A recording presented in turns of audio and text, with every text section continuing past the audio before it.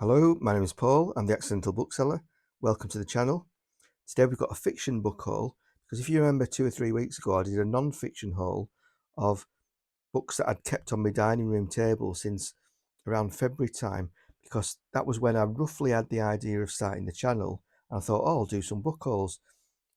And I kept putting books that I bought on the dining room table, and it's got to the point where I want to put them away on the shelves. I did a non-fiction haul 2-3 weeks ago, so today it's the fiction haul for fiction that I bought since February. Shall we start? This first one is Wuthering Heights, and I got this one after watching the program by Paulina Maria, where she reviewed lots and lots of classic books, not from the content of the book, but on the basis of the feel of the book, the type of cover, the font. The program itself that she recorded on YouTube was about an hour in length, and she did a spreadsheet where she graded the different topics of a book and come out with her favourites of which, in her opinion, were the best classics, the best published book of the classics. And there was the HarperCollins Artisan series where in her program she'd done A Tale of Two Cities. So I thought, oh, I quite fancy that particular design. And I'd been wanting to read Wuthering Heights for years, and I'd seen a few people mention it online, a few people at book club mentioned it. I thought, you know what, I'm going to give it a go, but I'll get it as a nice copy. So I'd seen this program and I looked online, and there's only four books so far in this Artisan series by HarperCollins, but Wuthering Heights was one of them.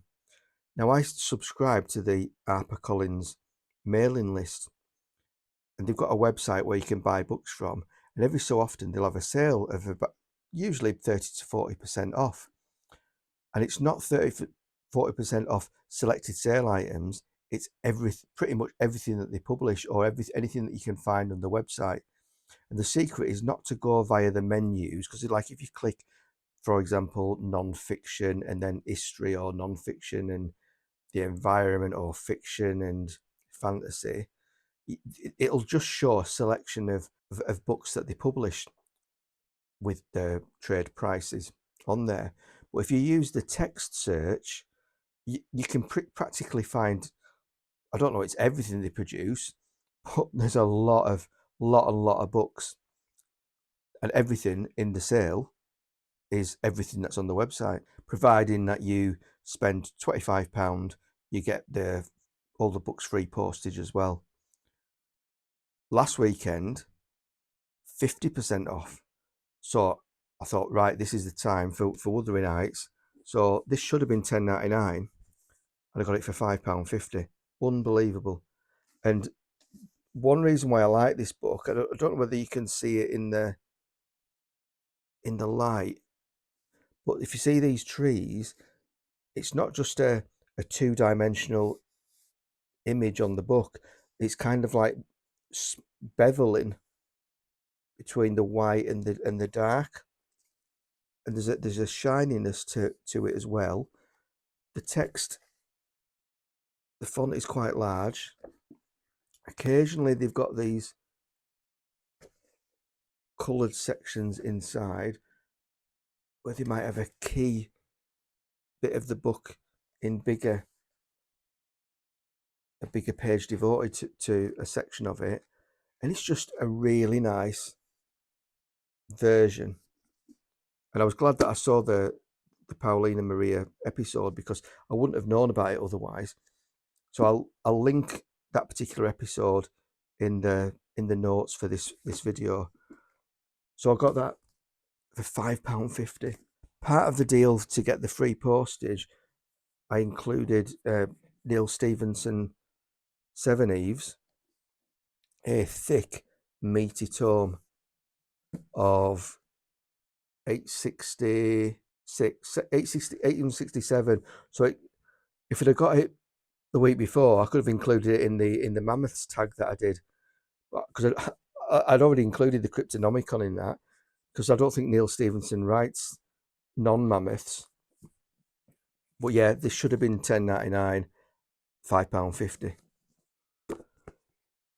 I know this is a fiction video, but I also got the Holographic Universe from HarperCollins as well in that same deal. Again, £5.50. It's a scientific structure of space, structure of reality type book. You'll have seen me talk about, where's it at? Superintelligence, Nick Bostrom's book on simulation theory. And this isn't about simulation theory, but it's within the same topic of what is the reality of the universe. It'd been on my Amazon list for years, and it had never reduced so much in price. It had got to about £8.99, but it's HarperCollins, so I include it in the deal, £5.50. Next book is Steve Kavanagh's 13. I got this for £3 off Amazon, and I got it about 6 weeks ago because I knew that in this month's book for book club was going to be this book, and it had been chosen a bit earlier than normal. I saw it for £3, and I thought, well, I might as well pounce now. I've got to get it read by Thursday. I know that there's quite a few booktubers who read Steve Callaghan and rate him. I've never read him before. We'll give him a go. The next few books I got in roughly, I'm going to say July, maybe early July, because as I've mentioned many times before, I keep an Amazon wants list in different genres. So I might have a fiction, a non-fiction, a sport, a paranormal. Obviously, I've got a music one and miscellaneous, and I've got loads of books in each. Whether I get them from Amazon is neither here nor there. It's just a place that I record it in, and if I go to a bookshop in real life, I'll buy it from there and then just cross it off my Amazon wants list. It's just rather than keeping it in a spreadsheet and having trouble opening it on my phone in a bookshop or keeping it up to date, it's just easier to keep in the Amazon wants list. And obviously those prices fluctuate quite frequently.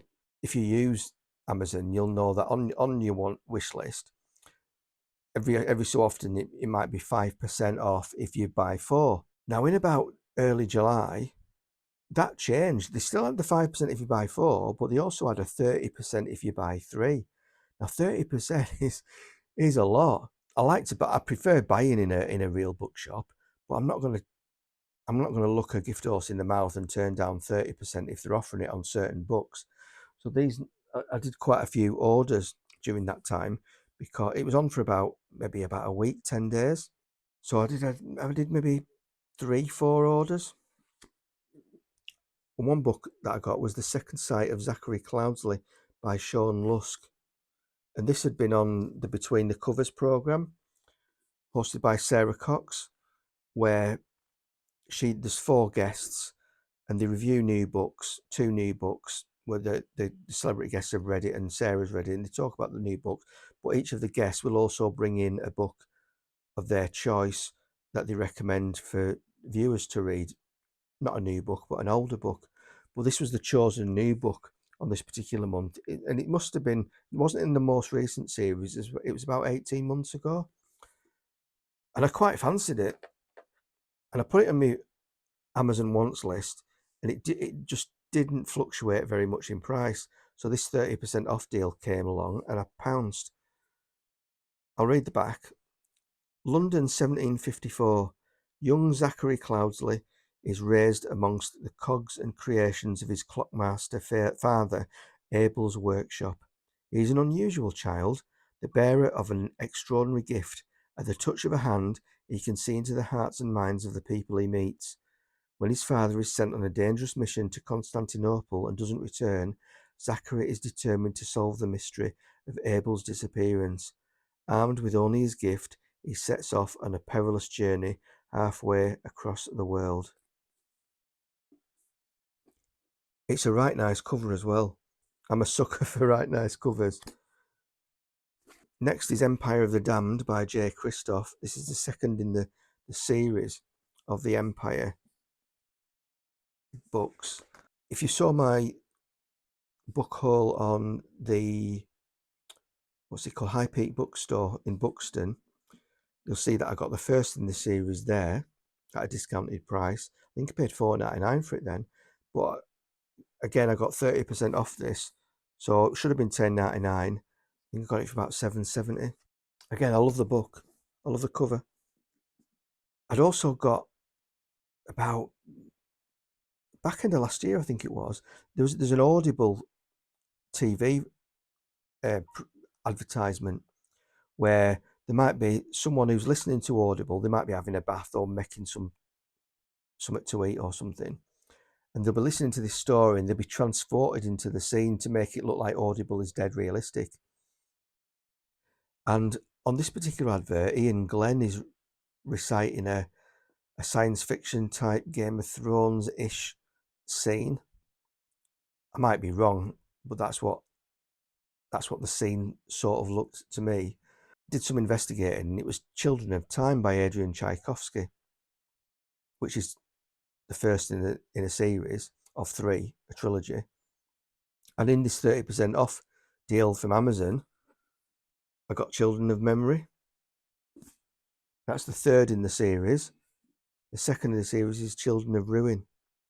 So again, 30% off. Should have been $10.99. So again, about £7 odd. I thought that was a good deal until Simon from the Science Fiction Retirement Library went to 66 Books in Hemel Hempstead, and he got them for that, the deal that they offer there, which is about 70% off, I think it is. But I was happy. The next one has been raved about on a number of channels as a great book, and I looked online. I saw this fantastic cover in the Sci-Fi Masterwork series, and at the time it was reduced very heavily. I don't know if it's an import copy because it's got a sticker over the price, but I'd have expected it to be about $10.99, but I'm sure I paid about £6 for it. Werner Vinge, A Fire Upon the Deep.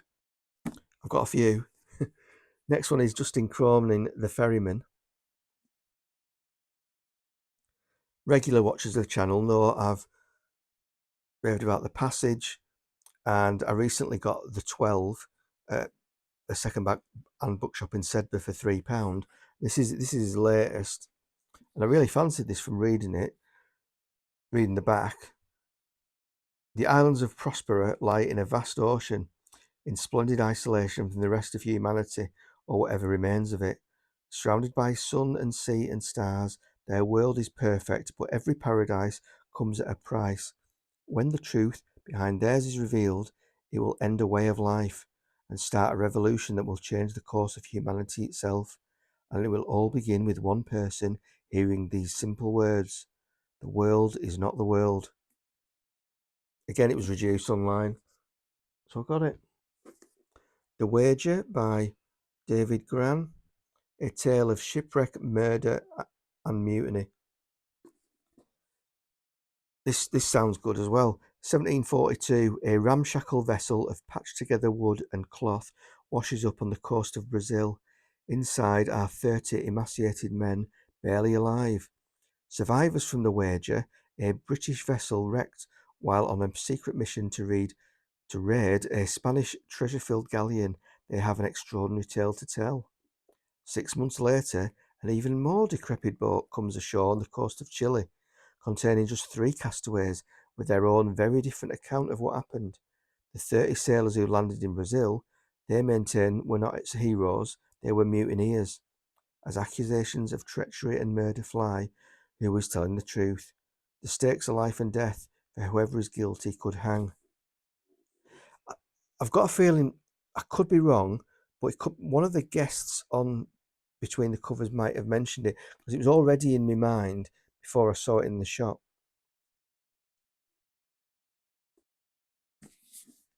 Next book is The List of Suspicious Things by Jenny Godfrey. Absolutely fantastic condition, hardback. So this was the book of the month in our book club, the book club that I go to, about 6-7 months ago. And for some reason, I never got to the book club that month, and I also never got around to reading it as well, because just other things cropped up with looking after my mum at the time. That was around the time that she was going into the care home. So I never got to it, but I'd already bought it. And normally I'll go to, if you see a book club book, it might be in the supermarket, or you might go to a second-hand bookshop and look for it, because you don't really want to spend too much on a book club book if you can help it. I couldn't find it, so I looked on eBay and I came across this, and I paid about £3.70 including postage. It was something, not a lot, and for such a great condition book, it was an unbelievable deal.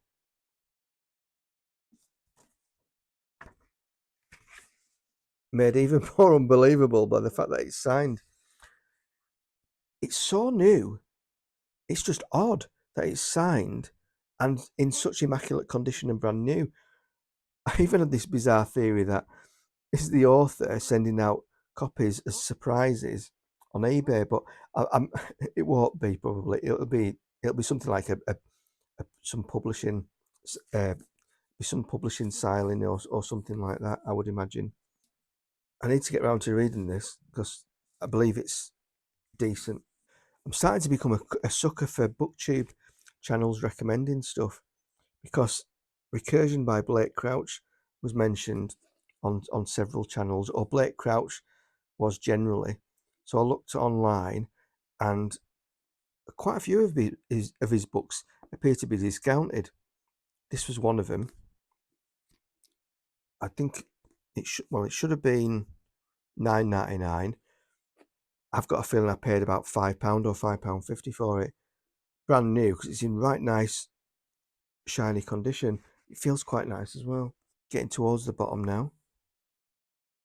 5 to go. Great American Novel by Philip Roth.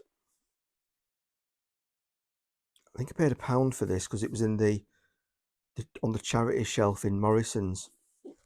I've got a few Philip Roths already, and I didn't have this one. And the Morrison's charity shelf, tends not to have too many books that I fancy. But this was there, and I thought, oh, I'll add it to collection for £1. Next book is The Ministry of Time by Callie-Anne Bradley. This was the book of the month in Waterstones, or the book of the week. It's about time travel. It might be a love story. I don't quite know. I've seen reviews where people rave about it, but I've also seen reviews where people didn't quite fancy it. But I never came across a review where someone had read it and didn't like it. So I saw it reduced, and it was longlisted on the 2025 Women's Prize for Fiction. So I got it. We'll give it a go. This next book's a bit of an oddity because I kept seeing it. Well, no, I didn't keep seeing it on the first time I saw it was on the Between the Covers program, where one of the guests had brought this in as one of the recommended reads. And I hadn't heard of it up to that point. But then once I'd heard it, and it coincided with a few months later, as I started watching Booktube, this kept appearing on.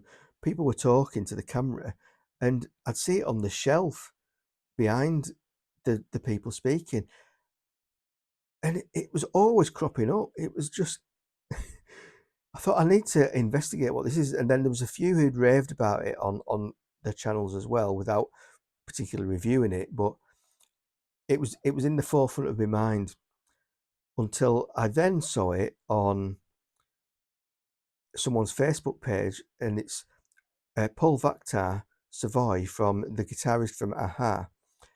He has a page where he posts black and white photographs on his travels. They're quite sort of artistic things. No comments added. It's just, he might, if he's in some city or country, he'll post 3, 4, 5 pictures of wandering around different places. And he was in Paris earlier in the year, and he'd done a black and white photograph of a bookshop window. I'm pretty sure he wasn't photographing this book. It was just in black and white. It was just a very artistic, nice photo. But there in the middle of the photograph was this book. I thought, that's the final straw. I do need to get this, because I just kept seeing it everywhere. And it's A Little Life by Hanya Yanagihara. This appears to be a very, very popular book. Apologies if you heard that story before. I think I mentioned it in my mid-year tag. The next one is Twilight Journey by L.P. Davis. It's in quite a shabby condition. I think I possibly could clean it if I tried. Again, this was in on the Morrison's charity shelf, and I'd read the back, and it says, he came from out of the mists of the wasteland to walk the desolate streets of a city crumbling into decay. It was not a place he knew. He had never been there before, and the people he met were strangers to him, yet their names and faces were puzzlingly familiar, as if he had known them long ago, in some other setting, in some other existence. Dream or not, it was soon to become a horrifying, spine-tingling nightmare from which there was no escape. Dr. Clayton Solon's strange journey through the dark, tortuous places of his mind was of his own making, the result of a fantastic experiment pushed to the uttermost limits of control. It was a journey that was at one and the same time a self-inflicted penance and a desperate search for the solution to a life and death problem. A taut science fiction thriller by the author of Psychogeist and The Alien, L.P. Davis, and it was written in